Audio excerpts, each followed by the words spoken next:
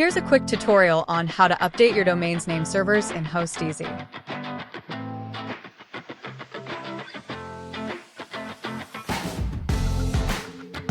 Go to the HostEasy website and navigate to the login page. Enter your username and password to sign into your account.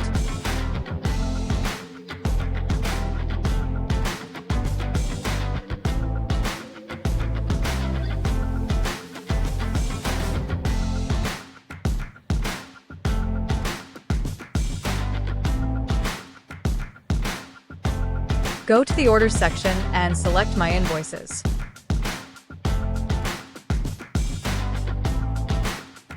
Find the domain you want to update, then click Manage Domain and select Nameservers.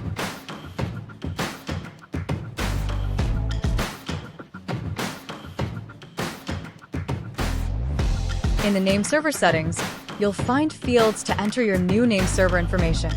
Enter the primary and secondary nameservers provided by your hosting provider or DNS service, then click Modify to save the changes. It may take anywhere from a few minutes to 24 to 48 hours for the new nameserver information to propagate across the internet.